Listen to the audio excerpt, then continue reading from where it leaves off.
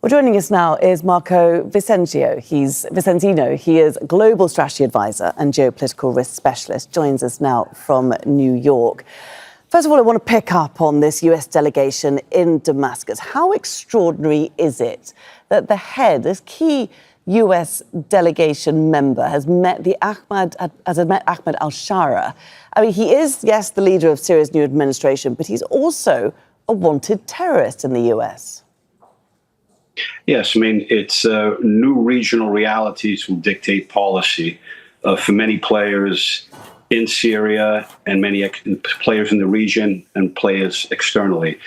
With the U.S., basically, yes, HTS is on the terrorist list. There was a bounty until recently, a bounty on the head of Jolani for $10 million bounty. So, but the thing is that even with and primarily with Jolani's interest is to have Syria removed from that terrorist list and eventually have sanctions on Syria lifted. When a group is on a terrorist list, the U.S. government cannot provide any form of material support for them, but can engage in communication with them. And that's exactly what this delegation is doing. This delegation is, once again, adapting to new regional realities. It caught most players in Syria and the region and abroad. It caught them off guard, the events of the downfall.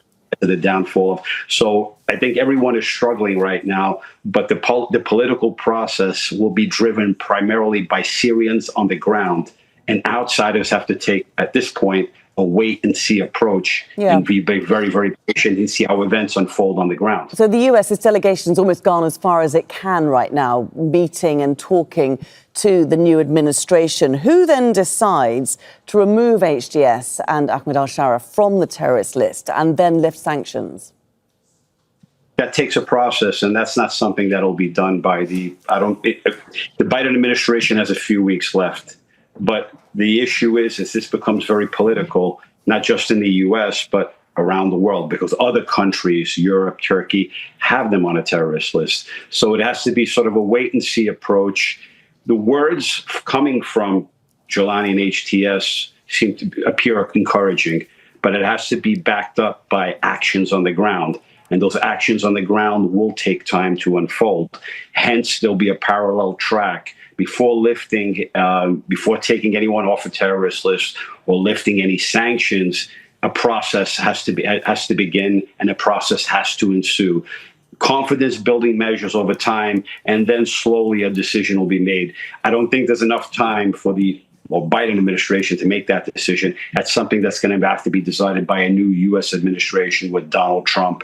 And in light of events on the ground, there has to be a strategic rethink of U.S. policy in the Middle East. It has to adapt to new realities, and it's going to require a combination of both diplomatic and security.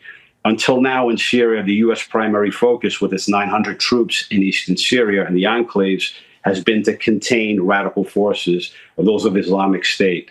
But right now, with the new realities, that pure military, that largely military approach is going to have to be balanced with a very skillful diplomatic approach. It certainly is, especially as in that northeastern part that you're talking about. We've got the Turkish President Recep Tayyip Erdogan vowing to wipe out the very Kurdish fighters that the US is allied with there.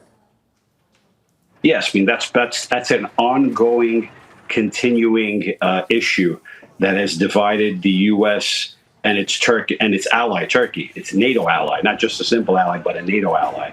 So this is part of that unfolding process. It's a very, remember, for the U.S., the SDF, which is largely a Kurdish force, but also includes other elements, has played a stabilizing factor for the U.S. in eastern Syria. One example is a prison that's under SDF guard that is 10,000 Islamic State prisoners. If something were to happen, if violence were to ensue and the SDF were to fall apart, the question is what happens with those 10,000 prisoners? Do they go back to re-engage in insurgency? And that's a price. So you have to balance. So Turkey has its interests, primarily not just the Kurdish element, but also the refugees issue. Turkey is the country that has most to gain from a stable Syria and the most to lose from an unstable Syria. Because once again, the refugees, everyone thinks that the refugees from Turkey, Syrian refugees in Lebanon, Syrian refugees in Europe are all going to go back now. That's going to take time. Another process and another issue that needs to be dealt with, because many of these refugees are living in places where they at least have some degree of stability, and they don't know exactly what they're going home to next. Absolutely. Okay, Marco Vicenzino, many thanks indeed for taking the time to join us again there from New York. Make sure to subscribe to our channel to get the latest news from Al Jazeera.